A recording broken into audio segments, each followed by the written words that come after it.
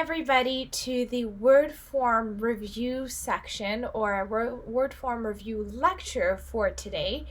We are going to be talking about the different forms of words, and we're also going to be talking about their position in the sentence. So we're just, I know you guys already know these are more of review sessions for what we already have learned before. Okay, so we're going to start with noun. Now, we know that a noun is the name of a person, a place, or a thing. And as we see, you guys can see on the screen as well, you can see that a noun is the name of the person, a place, or a thing. And noun can be divided into two main categories. These are proper nouns and common nouns. Proper nouns are things like names of places or of people. For example, my name is Rita. Rita is a proper noun. We live in the state of California. California is a proper noun. The United States of America is a proper noun. Mount Rubidoux is a proper noun. Everything else is either is a common noun. For example, phone. Phone is a common noun. Pencil, glasses, computer. These are all common nouns. Now, when we are writing a proper noun, we capitalize the first letter. So, for example, in Rita, the first letter is capitalized. The R is capitalized. Whereas in common nouns, we don't do that. And so that's something to keep in mind. Our next form of the word, or our next placement of the word, is verb. Now, a verb is a word that describes an action or a state of being, right? So a lot of times we think of, if you are eating, the verb is to eat, and it's describing what you are doing. Now, the second part of the definition is a state of being. What is a state of being? It is, the action, the verbs that are not always describing an action. For example, I am, or he is. He is tall. He's not doing anything, it's just who he is. All right? Whereas he is eating, the action he's doing, or the verb to eat, is describing an action that's being done. The verb is, and he is tall, is describing the word, describing who he is and how he is. So that's something to keep in mind. So verbs often change their form as different endings are added to them. These endings show a verb's relationship to time. This is referred to as a tense, right? So for example, I am eating, right? We have an ing, and it shows us that this is present continuous. Or you can say he ate. Ate is telling us it's in the past tense, so it's changing the form of the verb. And it's showing us that it happened in the past tense. For example, he eats. Eats has an S. The S shows us that it is simple present. He ate shows us that this happened in the past. So that's a little bit of that. Don't get that confused. We're going to talk about all this stuff in other webinars or in other lectures, and you should be all set. All right, so next we have pronouns. Pronouns are very much like nouns, but they substitute it. They replace a noun.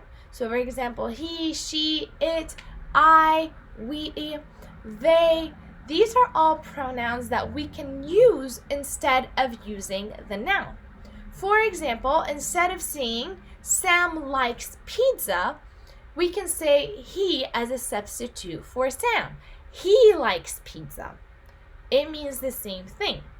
Typically, when we are talking about about pronouns, and we're using it instead of nouns, the reader or the writer or the speaker or the listener knows who the he is referring to. So for example, Sam likes pizza and Sam likes to dance. We can say Sam likes pizza and he also likes to dance, because you know who the he is referring to. But if I say he likes pizza and I don't tell you that I'm talking about Sam, then how do you know? So we only use pronouns when the speaker knows, or the listener or the reader knows who the pronoun is referring to or what the pronoun is referring to.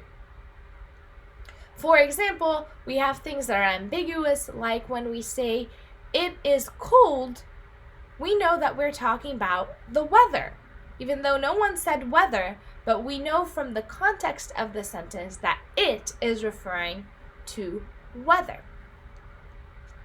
Next, you guys, we have adjectives. And what do adjectives do? Adjectives, they modify a noun or a pronoun. What does that mean? They describe it. They make it a little bit more understandable. So essentially, it provides more information about the person, the place, or a thing. That's what an adjective does. For example, the example we have, Frank is tall. Tall is an adjective that's describing Frank. It's telling us more about Frank. The blue book. Blue, in this case, is an adjective that is describing the book.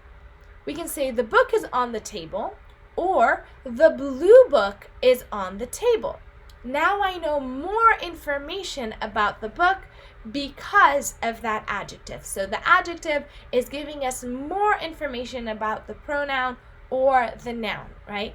It is blue, for example, or it is tall. So that's giving us more information about it. He is smart. Smart is giving us more information about he. Okay? Then we have adverbs. All right, so adverbs, they are similar to adjectives, they really are, but they don't modify a person or a noun, which is like a person, a place, or a thing. They modify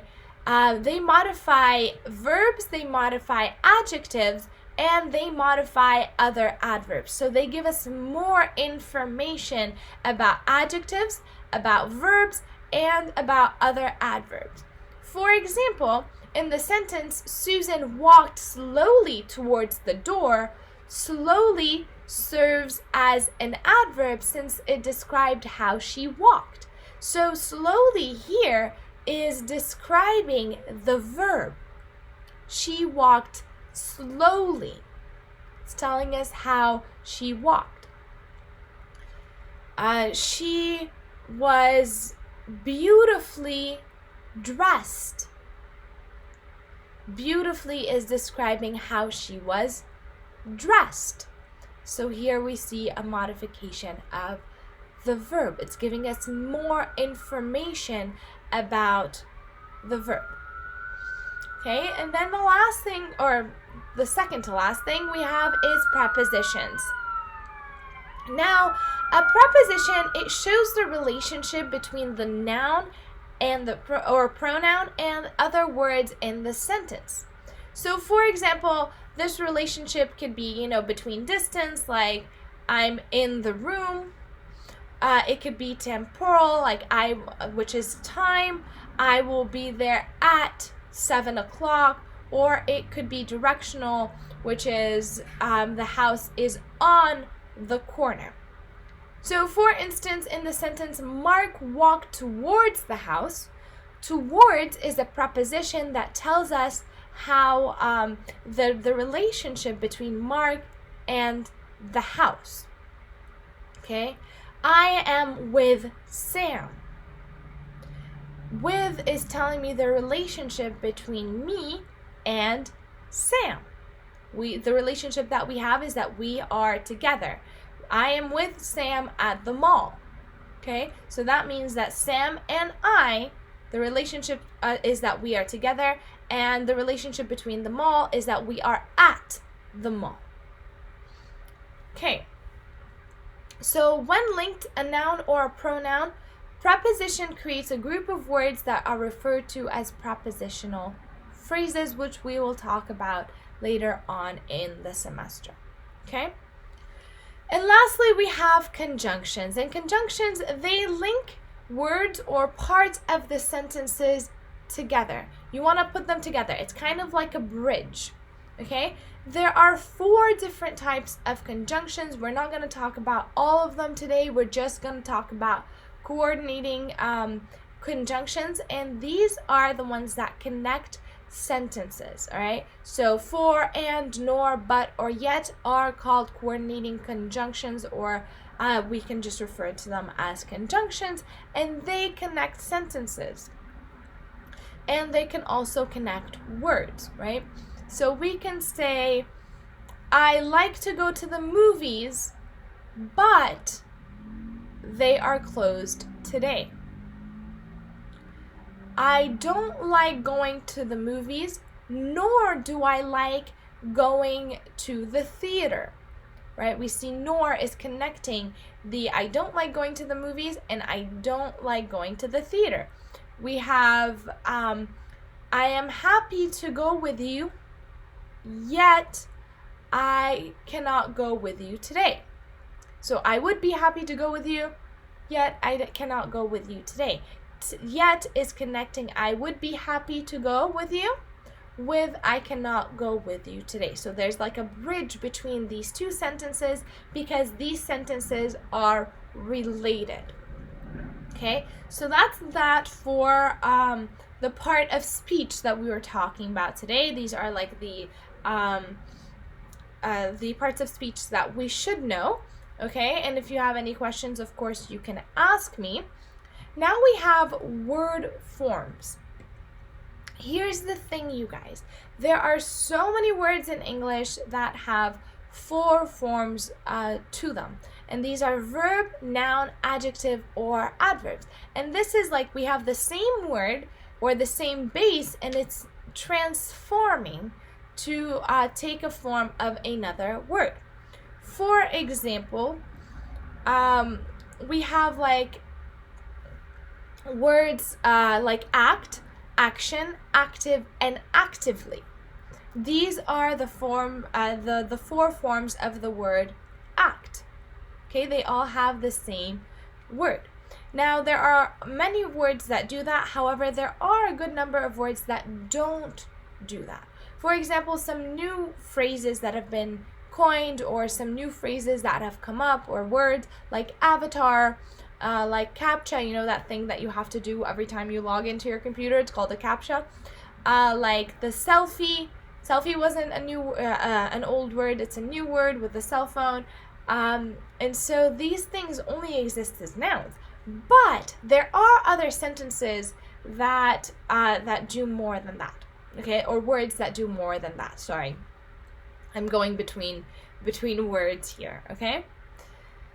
And there are some that only have 2 words, like sing and singer. They don't have an adjective or an adverb. You can't say singly. That doesn't work.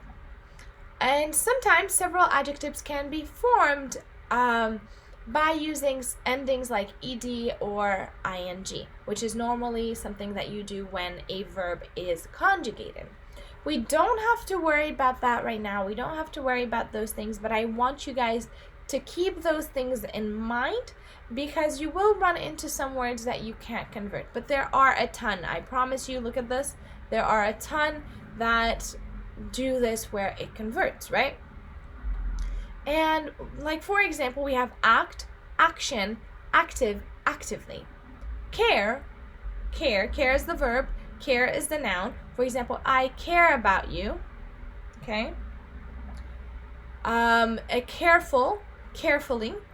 Clear, clarity, clear, and clearly. And you guys will start seeing trends. Comfort, comforts. A lot of times we have the verb and it's the same As the noun, you just, where are you using that noun or that verb will determine if it's a noun or a verb depending on the place it has in the sentence. So that's that. Comfortable, comfortably. You'll find that a lot of the adjectives or a good amount of adjectives end with able, comfortable, or able, right? So we have, and a lot of the adverbs end with ly, right? So we have consider, consideration, considerable. Again, we see the able at the end. Considerably, we see the ly at the end, and you'll see that actively, carefully, clearly, comfortably, considerably, crazily, creatively. We see this, right? Then we have craze, crazy, crazily. We have create, creation, creative, and creatively. Okay, so again, you have the ly constantly. A lot of times on the adjective side, you have full, right? Delightful, beautiful, helpful, hopeful. Those things also come into play. Usually the base form of the verb determines, it's the base form of the word itself. So for example, act, if it's in the present sentence, you say acting. If it's in the past tense, you say acted, right? Care, caring. So the base is care, but when we use the verb in a sentence or in a sentence, it would depend on the tense that we're using. I cared about you. I want to clear things up. To clear, here clear is used, is telling us what we're going to do. So we have the base form, right? I'm clearing the board. I'm comforting my friend. The comfort I received was very important to me. I feel comfortable living in this home. I live comfortably in this home. I considered going to the movies. Your consideration means a lot to me. It's considerable of you, and it's very considerably possible that we're going to do this. So you see that each word takes on a different form, and each word, depending on the placement it has in the sentence. All right, so again, we have impress, impression, impressive, impressively. We have include, inclusion, inclusive, inclusively. Again, a lot of the adverbs, you can identify them by the ly in this in the sentence or in the end of the verb. We are going to be, this is it for our video today, or this lecture. We are going to be doing another video that has the worksheet. I'm going to go through this worksheet step by step with you, and we will talk more about the questions that we use to find out what it is that we are trying to do, okay? So, and how to do it and so forth, just to be clear. But again, if you have any questions, you can email me, of course, 100%. You can message me, and I would say hold on until you watch the next video, and if you still have questions, then email me and ask me questions, because we're going to be answering most of them there. Thank you guys for watching.